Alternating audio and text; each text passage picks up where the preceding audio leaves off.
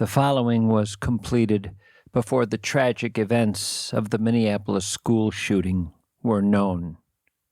It's light-hearted fare. If on this heartbreaking day that's not something you're up for, it would be understandable to stop the show now. Perhaps listen on some other day.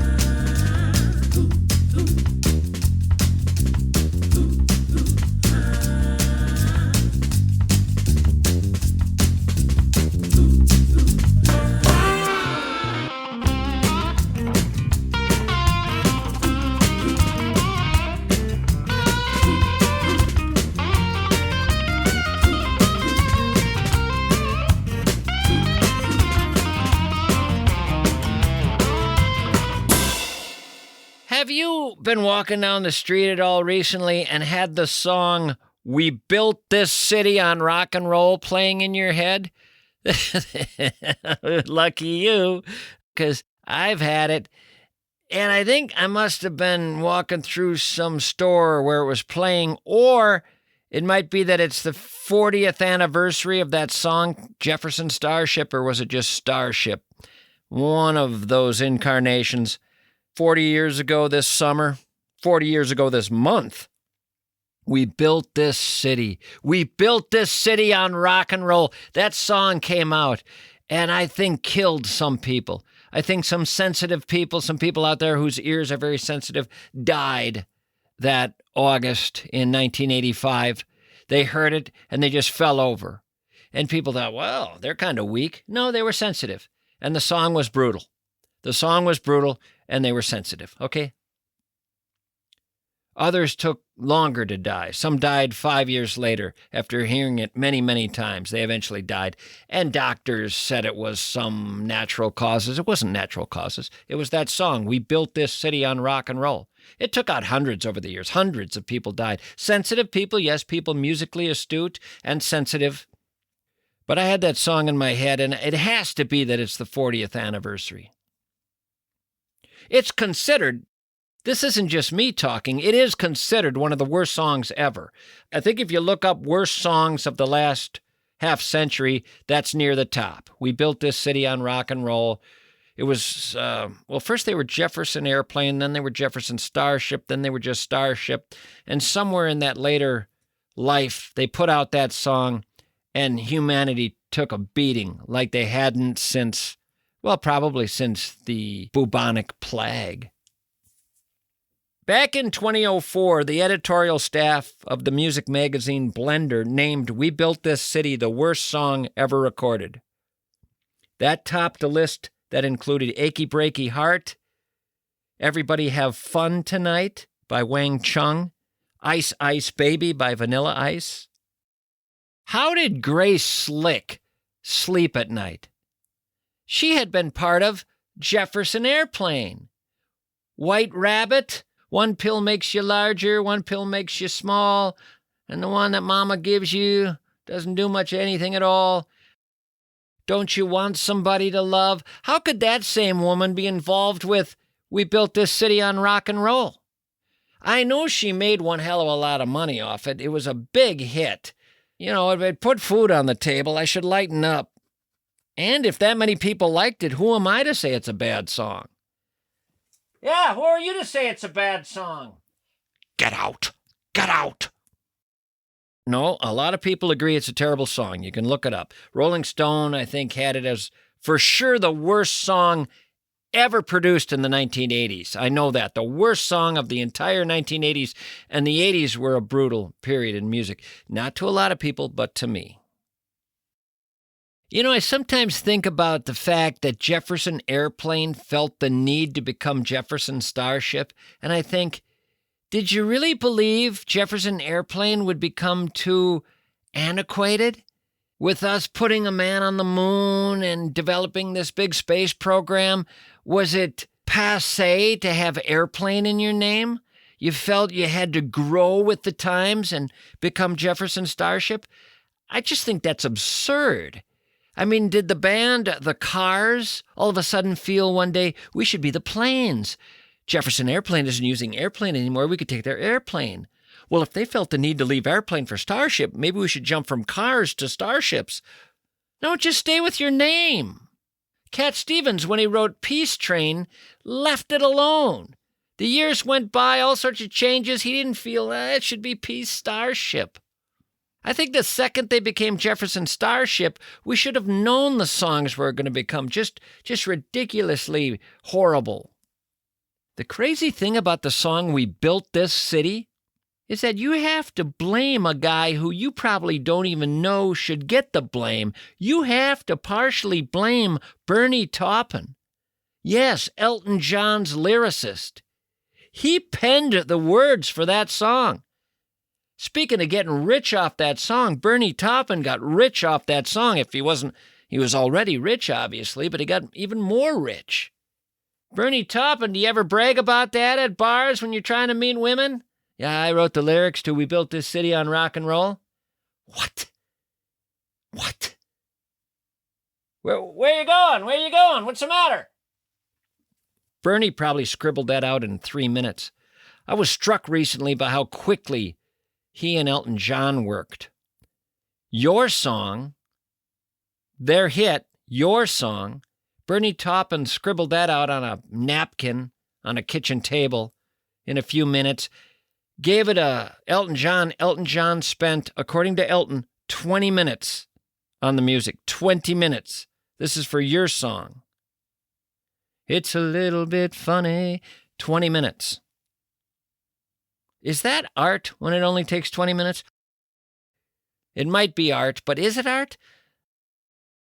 Michelangelo never said, that was nothing. Took me 20 minutes. We built this city. We built this city on rock and roll. Nothing screams how pathetic this song is more than when We Built This City was repurposed as a toilet paper ad.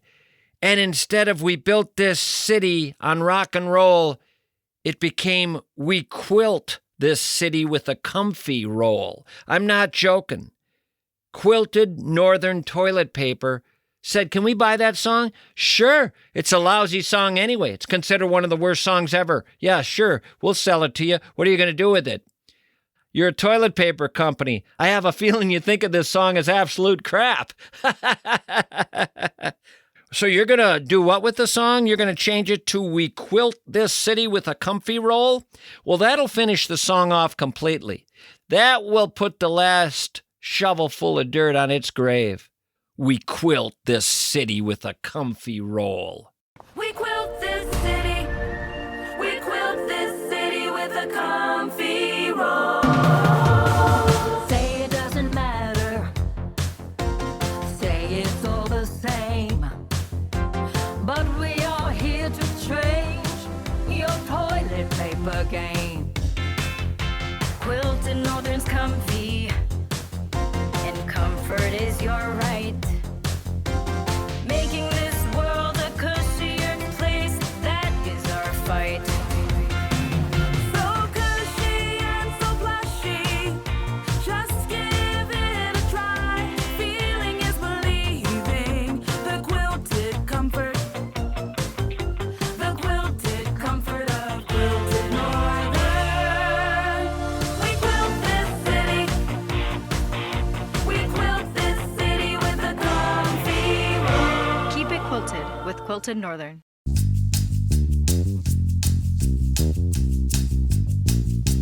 Retirement is in the offing, but you're not thinking about numbers right now. You're thinking about life. You're thinking about the house you've dreamed of, the freedom to quit the job that drains you. Josh Arnold has been helping people like you with their money for 40-plus years. He hasn't been following trends, folks. He hasn't been selling hype. He's been building futures. IRAs, 401ks, retirement plans, they're not just papers on a desk. They're the roadmaps to the life you want. Investments, what to do with your money. Josh Arnold is the man you should be talking to, and he's offering 48 minutes of his time for free. He understands that your money is not an account. It's your story, it's your choices, it's your ticket to peace of mind. So call Josh Arnold, 952-925-5608. Investment services offered by Josh Arnold Investment Consultant LLC, a security and investment advisor. Past performance is no guarantee of future results. All investments involve risk. Tommy Mischke is a paid endorser. Imagine a memory care center where the smell of fresh popcorn drifts through a little town square, where the ice cream parlor is crowded with people and laughter, where people's hair is getting styled and stories are being swapped, and every corner of the place hums with life. Yes, this is the Wellshire Residential Memory Care Center. It's not a hospital, people. It's not a waiting room. It's a world. 4 households for the 4 different stages of memory care, each one built for the rhythm of the people staying there. Here, memory isn't a limitation. Here, life is an exploration. Here, the staff, they don't just work. They live. They have a spirit. They give spirit to the place. They know the residents' favorite songs. They know the way they like their tea, the joke that can get 'em laughing. Wellshire Memory Care, where life is happening. Quilted Northern's comfy, and comfort is your right. Making this world a cushier place, that is our fight. So cushy and so plushy, just give it a try. Are any of you bothered as much as I am by the way toilet paper is marketed? I've been bothered by the way toilet paper is marketed my entire life. Here in this ad, it was called comfy. Comfy. The toilet paper was comfy. Is that how you think about it? You people listening, do you think of toilet paper that way ever? Do you ever think, oh, that's comfy? Because if you think that, that's sick. I think of blankets as comfy. Maybe a bathrobe can be kind of comfy. Terry cloth bathrobe. But toilet paper? People sitting around talking about how comfy it is? Ah, God! Toilet paper is talked about in advertising the way no one in any house in America has ever talked about toilet paper. I have been alive a long time, people. And I have been in many, many, many, many, many homes. Many, many homes. I've been with many people in many households. I've been all over. People don't talk about their comfy toilet paper. Ever. I never say, hey, could I use your bathroom? And have the homeowners say, yeah, but use the one upstairs. That's the bathroom with the real comfy toilet paper. Oh, not the first floor? No, we ran out of the real comfy stuff down there. We just have the regular toilet paper there on the main floor. Oh, and what is that? What's the regular toilet paper? Well, the typical stuff, you buy at any grocery store. Oh, well, that's just fine for me. No, that'll be great. No, don't sell yourself short. Use the comfy stuff. Go upstairs. We paid a little more for it. Use it. You're our guest. Go upstairs. That's the real comfy stuff. God, I'm getting kind of uncomfortable. I never really think about toilet paper the way you're talking. I'm not searching for an ideal comfort with toilet paper. That's not my thing. I don't really think of toilet paper as comfy at all. Oh, we do. In this family, we do. We want it to make us feel, comfy. Warm, cozy, comfy kind of thing. Wow, really? 'Cause is that really its job? I think of that more as something, a nice blanket would do, or a comfortable chair. Toilet paper. We're talking about toilet paper here. I know we're talking about toilet paper. We have some older farm women in an Amish community not too far from here, and they take apart warm, soft, old quilts, and they make toilet paper out of them for us. We have them stitch on little images of teddy bears with yarn. Really cute. And anyway, this cuddly, soft, comfy toilet paper is brought to our house, and we have that again in the upstairs bathroom. Use that one. So comfy. Really comfy. Wow, you guys are really into how it feels. Well, of course we are. You know what's going to happen to that toilet paper, don't you? I'm telling you, if you go up into the upstairs biffy, you'll come back to our house the next time you have to go number 2. You'll come back to our house. You'll knock at our door. We'll say, there he is. He's going to be coming here every time now. And you will. You'll come here every time to sit on the toilet and go potty. Yeah, we understand. We'll leave the door open. We get it. Come on, let my wife Jenny take you upstairs and show you the comfy toilet paper. You don't want to be too gentle. You don't want to be too aggressive. She'll show you. Jenny, take him up there and show him how to use that. No, God, no. It's okay. Jenny's done it for others. Jenny, take him up and show him. No, I'm going to your main floor bathroom. That's okay. I like that toilet paper there. That's from a regular store. I'll just use that. Okay, but it's your loss.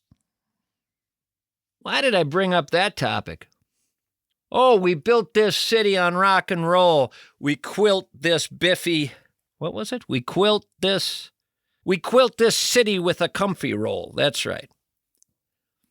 Grace Slick was sent a huge crate of cash when that song was sold to the northern toilet paper people.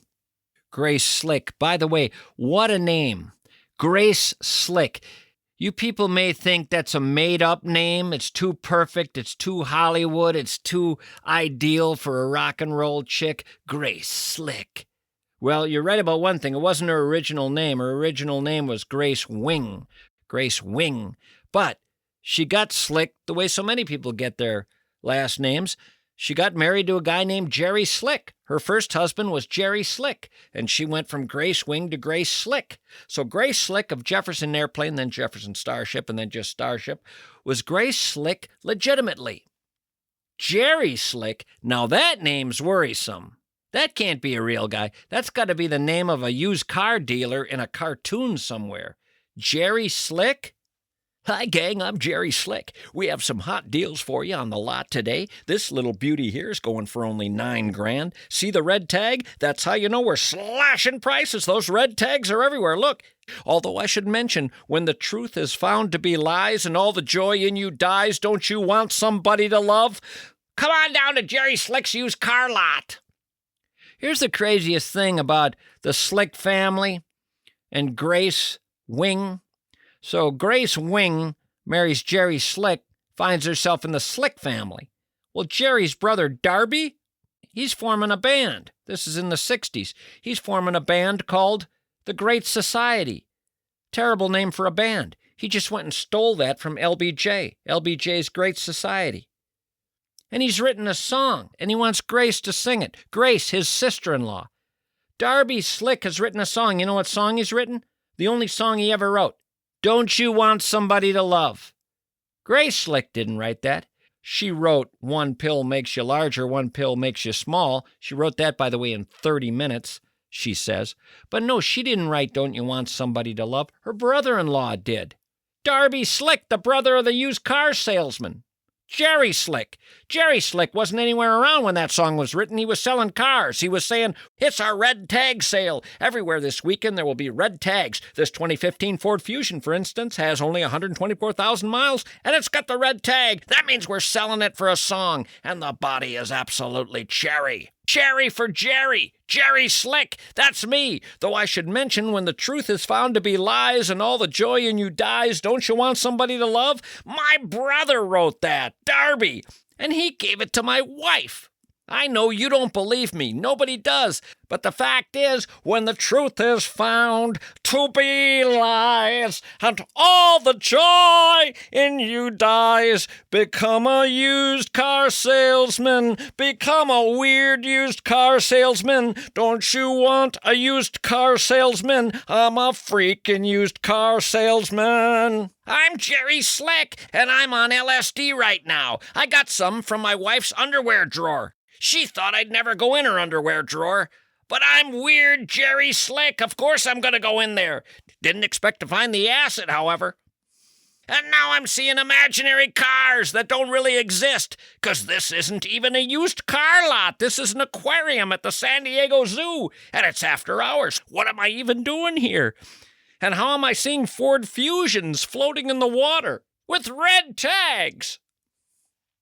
You know, I mentioned that Grace Slick wrote White Rabbit in 30 minutes. Call Alice when she's 10 feet tall. A hookah-smoking caterpillar. She must have read Alice in Wonderland and just felt inspired, and boom, the song shot out of her. I've been thinking about songs that were written lightning quick. The Beastie Boys said when they wrote You've Got to Fight for Your Right to Party, they said that was written in 5 minutes. It was just written real quick to poke fun at frat boys and their party lifestyle, but the song was embraced by frat boys, and the band became stars. It started with the Beastie Boys goofing around, again writing on a napkin, just like Bernie Taupin did. Lady Gaga wrote her breakout single Just Dance in 10 minutes, she said. 10 minutes. Single Ladies, the song Beyonce made a hit, 17 minutes. Music producer The Dream wrote Single Ladies for Beyonce, 17 minutes. Rihanna, Umbrella, 15 minutes. You know what the shortest amount of time was for a hit song? And I'm just talking hit songs now. I think Ray Charles gets the trophy. Back in 58, Ray Charles and his band were booked to play a gig from 9 p.m. in the evening to 1 a.m. at a Pittsburgh dance hall. It's about 1:45, and Ray Charles realizes that he has exhausted his repertoire. There are no other songs that he knows. He's worried he's going to lose his paycheck. It's 1:45. He's supposed to play till 1. So he told the band to just follow his lead and he'd make up a song on the spot. And he did. For the next 15 minutes, he improvised with the audience. And what came out of that? What I Say. The big hit, What I Say. That wasn't 20 minutes, 17 minutes, 15 minutes, 5 minutes. That was immediate. He wrote that as he played. And it was a smash hit. This stuff is all very disturbing to me because I do want to think of music as art. And again, other art forms, you just don't think of them being 5, 10, 15-minute deals. Again, I'll go back to the Sistine Chapel, the ceiling. Do any of the greats in painting and sculpture have their little 5, 10-minute version? And is it considered one of their greatest accomplishments? Considered one of their most popular pieces? That's why music can sometimes be disturbing. This is where you want to encounter a guy like Leonard Cohen, the late Leonard Cohen. So you know about his massive hit, Hallelujah. And you know that everybody and their mother and brother has covered that song. And you know that Leonard Cohen actually called for a moratorium on that song. Too many people were playing it too much of the time because people loved Hallelujah. They saw it as a masterpiece. But at least with that masterpiece, you could have the author of the song saying, "It took me years. It took me years. It was an agonizing, lengthy process, year after year after year working on that. I wrote over 80 verses, constantly revising and rewriting, discarding lyrics and starting over. It was a period of intense creative struggle. It was more frustrating than anything I ever worked on. There were times when this is Leonard Cohen speaking, when I actually beat my head on the floor during the writing process. That's what I want to hear. Now I'll listen to that song. I wanted to hear there was some sweat and blood behind that thing. We quilt this city. We quilt this city with a comfy roll. Dear Lord,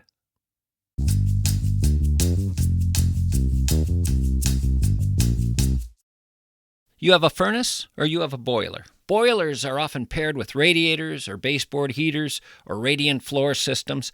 Instead of blowing warm air like furnaces, boilers rely on radiant heat or convection to warm the house. Lots of heating companies out there work on furnaces. Very few work on boilers too. MSP does both. MSP, Minneapolis St. Paul Plumbing, Heating, and Air, know boilers like the back of their hands. They have mastered them year in and year out for over 100 years. You heard me, 100 years. They've been around since 1918. If you need a boiler serviced or installed in your house, going anywhere else is one seriously colossal blunder. You have just bypassed the best, my friends. Why would a smart person do that? Makes no sense.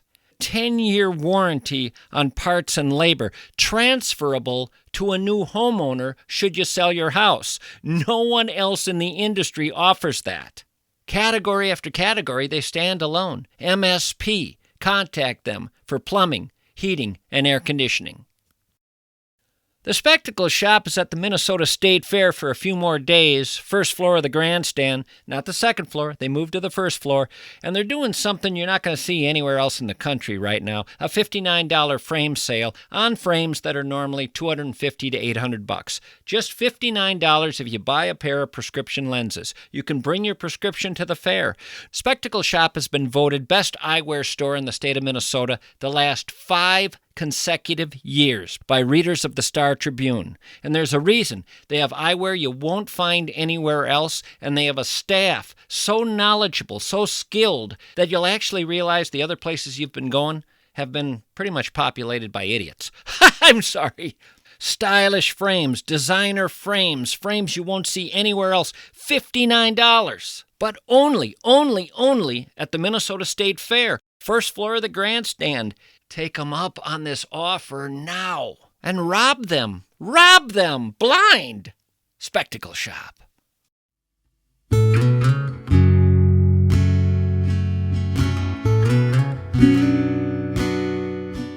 You've heard me talk about fillers before, how fillers such as and inserted into sentences are really ruining the sentence and ruining your presentation of showcasing that you're actually an intelligent person. So what's the latest filler that is killing conversation the most? Like.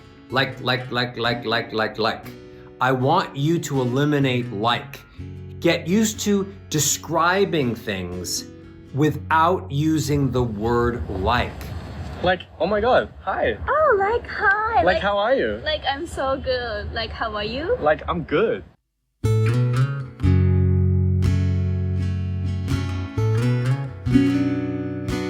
My guest is Megan C. Reynolds.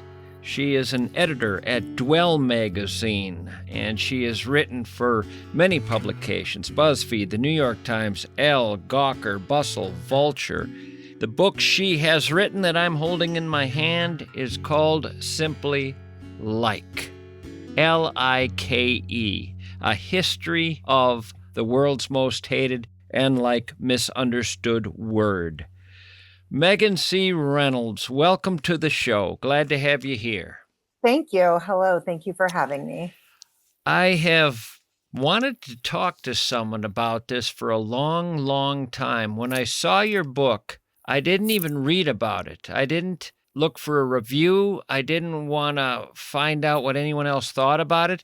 So I got the book, not having any idea if you were going to defend the word or beat up on it. Mm-hmm. Then I started reading it, and I was surprised to see you defend it. Okay. It was fascinating. It was intriguing to me. But the curveball I didn't see coming was the defense of the word, because I'm someone who does not like the word. I think that it's a word that is so deeply embedded in colloquial speech and in the culture in general that it doesn't seem to be doing any active harm. You did convince me that it wasn't doing harm. It's really not doing a great deal of harm. So that was one thing you did convince me of. And for folks who are unsure what the hell we're talking about, this is the use of the word like peppering so many sentences of so many people the Mhm. appearance of like in our conversations in a way that didn't exist to the same degree years ago, and how that bothers some people, particularly. Older people, people of my parents' generation, and often men. I never thought of like as a women's thing. The research does show that men and women use it pretty equally, but it is largely associated with young women's speech. Obviously, I know about the whole Valley Girl thing, Mhm, but the mhm. Valley Girl thing, even if one were to blame it on Valley Girls in the San Mhm. Fernando Valley in California, it certainly has moved into everybody. The Valley Girls, I think, were so important to the way that this has spread. And the San Fernando Valley is also important to the way that this word spread, because that is where popular culture was made. That is where movies were made. And those are the movies that people across the country and around the world were seeing. And people were speaking in a particular way. And that stuff spreads so fast. Yeah. I paid my kids not to say like when they were growing up. I paid them money. Oh, So every day, if they could go a day without using like in any other way other than I like this, I paid them. They made a lot of money. And it was solely because it hurt my ears. Now, I'm willing, based on reading your book, to now believe that was a generational thing, that was something that was going to hurt my ears in a way it was not going to hurt the ears of someone 25 years younger. We also have to accept that there are probably a lot of people who were hiring people for work, for jobs, who were more my age or older, who also weren't liking that. Thus, you ended up with these instructive videos and these books and these people who give these talks saying, here's a way to remove this from your conversation, and other filler words like Right. So you say in the book, as guys like me die, this will not be a problem anymore. much less of a problem. Yeah. Yes, correct. Where I think it was fair still to argue against the use of like as a filler word is how many times it's used. There is a limit. It's natural, just humanly natural, to get a little bit bothered or annoyed if that's all I'm hearing instead of their argument. Your big thing is communication, and if it's affecting the communication, Obviously, yes. If it's excessive to the point where it sounds disruptive to the ear, then yes. I heard you in an interview where they played an NPR editor talking about how with National Public Radio now, they will leave likes in a conversation that they used to edit out because they find it more natural. But in that same clip, I heard that NPR editor say, unless there's a bunch of them. Yes. And I think to this point, you keep it in to sort of maintain the humanity, to make the person sound like a person who's speaking. But obviously, yes, if it's excessive to the point where it sounds disruptive, then yes, you take, but it's not, I don't think anyone is approaching it with a sort of a blanket kind of take them all out. And that's fascinating to me that that's changing. And I think you do an experiment in the book. I'm trying to remember from your book. Did you do an experiment with Chat GPT? I did. There was an idea, was there not, that because Chat GPT was not throwing in likes, there was a sense to you that it wasn't sounding as human? I think what I was trying to get at with that experiment, which was, yes, trying to trick ChatGPT into being able to spit something back to me that sounded natural or human. And it was difficult to do so unless I gave it a very specific prompt. And I believe the prompt was write this thing as if a valley girl or like a teenage girl or something like that. And that produced sort of the closest, most realistic kind of discourse, I guess. You talk about in the book that you're someone who uses like all over the place. You enjoy using it. You see its value. You don't have a problem when other people are talking and peppering their sentences with likes all over the place. How often, if at all, did anybody say to you, well, you're just a fan of using it, so you want to write a book defending it? It would be better if you didn't use it and wrote a book defending it. Then I believe you more, but you're just trying to justify your own use. Literally nobody. Zero people. All right. Well, Zero times and have I heard that. I'm not being that person. I'm not. Thank you. Okay. But I did think about that. And then the other thing, say you're talking to someone about a touchy subject. Mhm. For you, peppering in a bunch of likes softens the conversation and makes it easier for the other person to hear you because maybe you don't sound as harsh. Like for you, likes, plural, offer all sorts of buffers. Yeah. And what it does for me is take away a bunch of directness. Directness to you is harsh, and to me is so refreshing. I want directness. Now, that may be male-female. I do think there is a bit of that in there. Yes. Yes. So that's what I would find sometimes in your examples is how much you thought the likes helped. And I was saying, there's our difference. She wants that softened. And indirectness to me smacks of dishonesty, whether it is or not. Sure. Directness has a realness and an honesty that I miss in society in general. Right. But we haven't even gotten to your main argument, which is, I think, actually your most powerful argument. And that is that the Valley Girls didn't even start this thing. They're not even the ones responsible for it. Right. And you go back an unbelievable number of years and find examples. I mean, how far back are we going? I mean, it's some ridiculous amount. I can't remember the years. It was the 1600s. It was 1600s! The 1600s! Court records from the 1600s in the UK show that people were using like very much in this quote unquote bad ways that people are using it now. And those are really good primary sources because a court record is literally a scribe listening and writing down how someone is naturally speaking. You know, it does sort of poke a hole in the argument that this is the beatniks' fault or that this is the Valley Girls' fault. You bring up the beatniks. So Yeah. I was well aware that the beats were using like... Yesterday, when he got a -2 on -2? on his history exam, we decided it was time for action. Yeah, I like answered 2 questions wrong the teacher didn't even ask. Maynard would really amount to something if we could ever get him moving in the right direction. But he keeps going around in circles. Yeah, I'm like dizzy. Yeah. Maynard, your problem is not unique. Many young men these days find themselves in your shoes. Mm-hmm. What Mr. Millfloss means is, does anybody depend on you? I got like 4 goldfish. Do any people depend on you? Yeah. Like nobody. I knew they were using it that way. So I knew it was kind of this cool, hip thing to do at one point. And it allowed these guys to have kind of a clubby way of talking to one another. And the squares didn't talk that way. So that was long before the Valley Girls. What I'm curious about is there is no way in hell Valley Girls got it from the Beats. I can't imagine they got it from them. So where did they get it? To your point about how the Beats were sort of distinguishing themselves from the Squares, their parents, whoever else, by speaking in a specific kind of way, that is probably how it traveled to the Valley Girls because it's slang. You know, you grow up and you want to sort of distance yourself from the way your parents speak and act because that is not cool and you are a teenager and you want to do other stuff that is cool.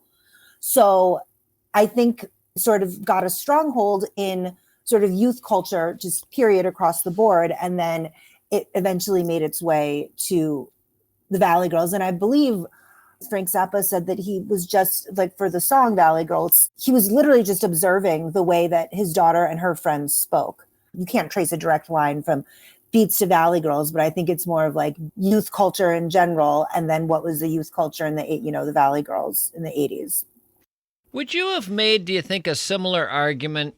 Say we go back to the 1960s and you have a generational thing going where parents don't like how much their kids are cussing. And to the kids, it's just all part of the way we speak. Mm-hmm. And if they were to sit down with me today, those parents, if they sat down and said, well, you know, Tom, I just think it's easier on the ear and it still sounds better to not throw in all those words.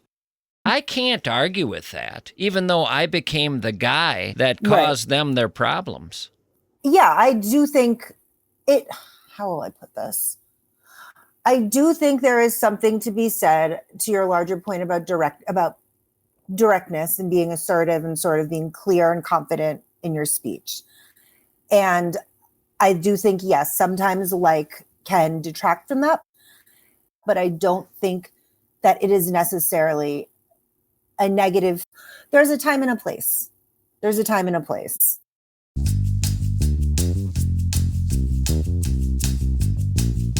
Fury Motors is a car dealership that's been run by the Reynolds since JFK was committing to a moon landing. That's right, multiple generations. This legendary car dealership, Fury Motors, is not a place that plays games with people who come in looking for a car.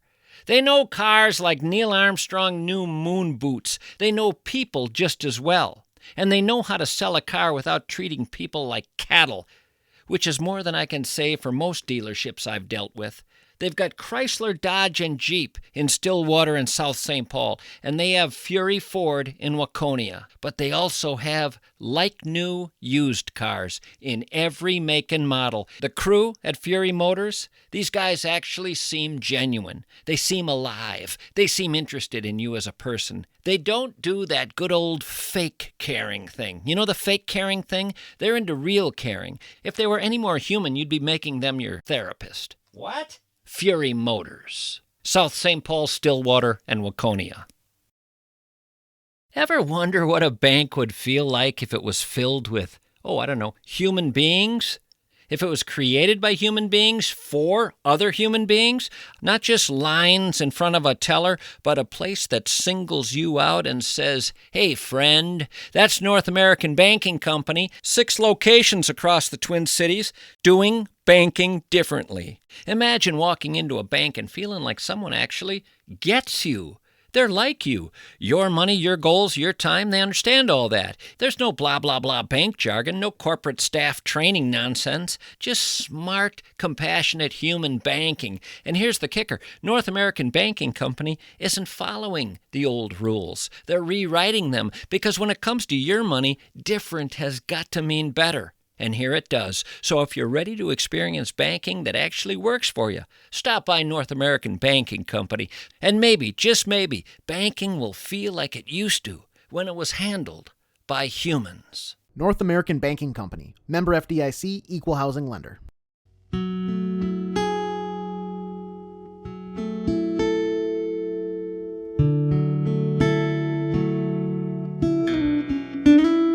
There was something else when I was reading your book that allowed me to see where I hear differently than you. And often I think that's what's coming up in this book is I'm realizing I'm hearing differently.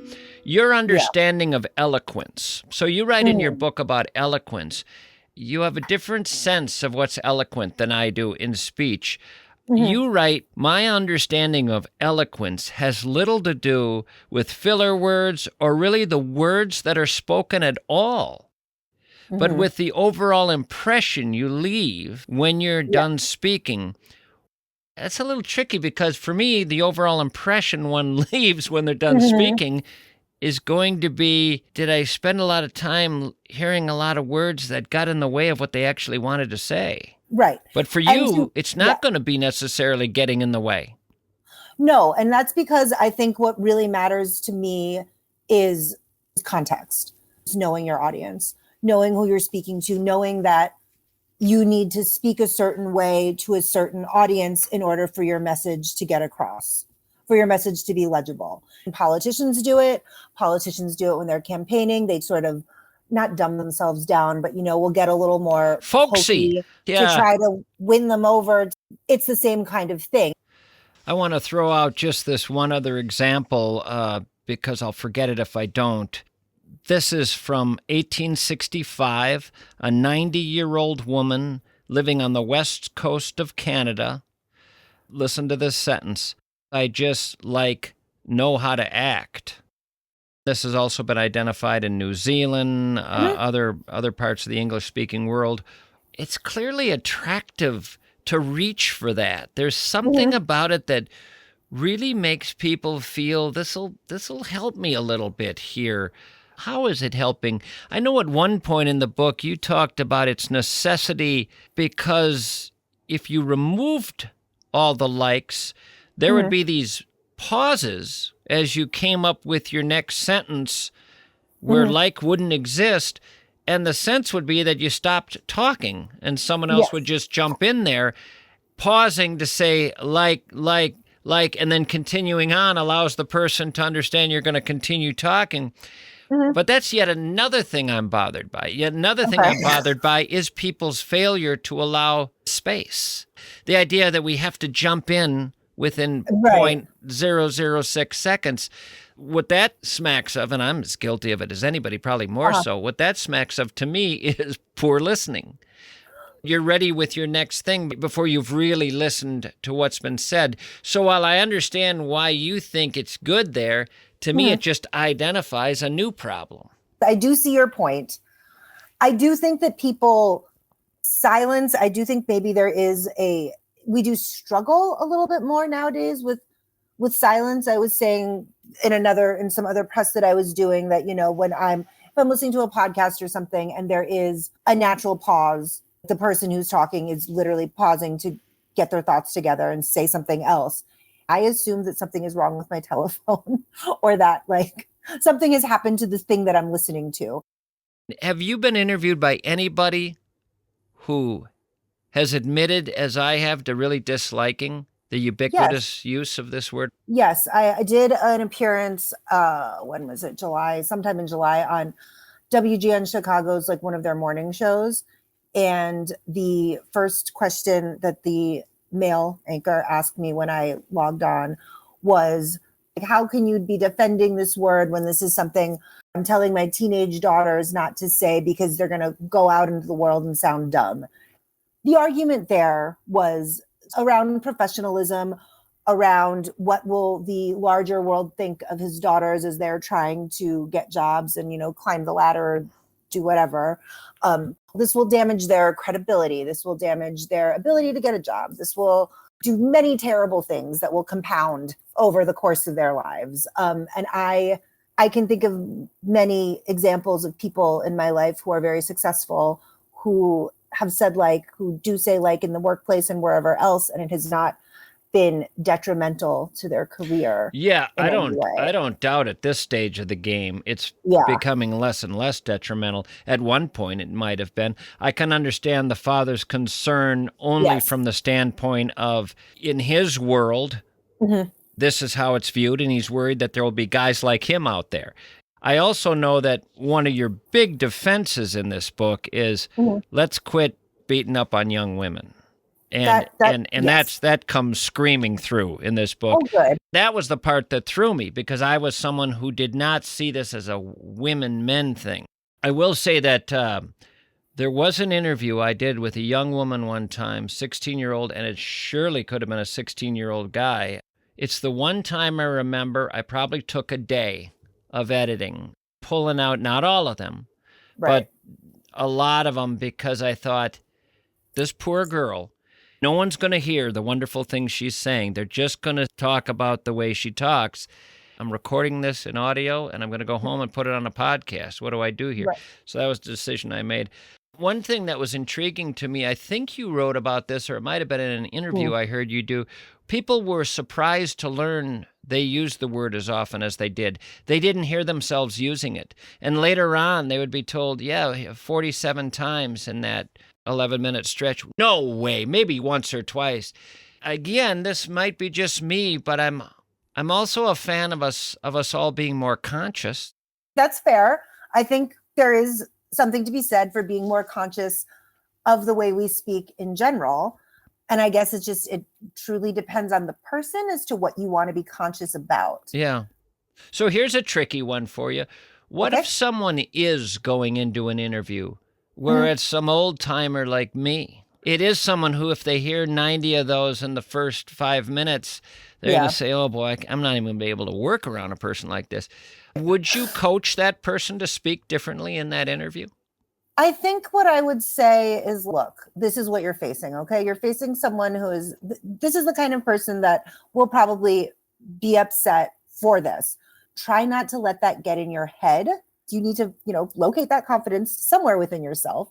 And that will naturally smooth out some of the sort of rougher edges from the way you're speaking. And I think one of the reasons that I have not been saying as much as I normally do in my real life, my professional life, wherever else, in press and stuff is because I'm confident about the book that I wrote. That confidence has sort of made it that I can just say things directly and clearly. So this is interesting, and I think this is very true. So a lot of likes thrown in sentences comes often with an anxiety and a nervousness. Yes, it can. And I think, the argument that I've heard against that, which I do agree with in some cases, is like, you want to be assertive, you want to be confident, you want to be clear. And it's also a negative thing to not necessarily know what you're going to say next. I can be around guys and hear cuss words all over the place, just being used left and right. Willy-nilly, right. And none of those guys would have problems if they had to turn around, walk into an office and do an interview right then and there, removing those words. Without those words. They would be able to pull all those words and then bring them all back, flooding back afterward. Right. What I find is people can't do that with like. You actually, in that interview, good luck pulling all those out. They'll find their way in there. They'll get in there. Even it's the funniest damn thing. They want in. Yeah, I mean, and it's because I think we're making subconscious. It's subconscious. I don't think anyone is actually. You're not deploying them necessarily strategically, right? But that to me shows that speaks to just truly how pervasive it actually is. Well, I hope people get a hold of this book. It's a fun read, and it is enlightening, like A History of like the World's Most Hated and like Misunderstood Word. Megan C. Reynolds, the author. Really delighted you took this time with me today. Thank you so much for having me. This was really nice. I appreciate it. This was fun.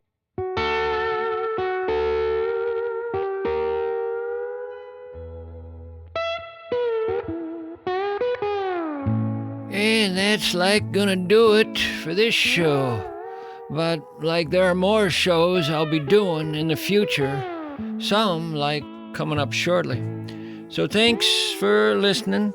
It's just like great having you guys around to, I don't know, just like check out the show and like be a fan and stuff. So anyway, hope you like the show. See you later, folks.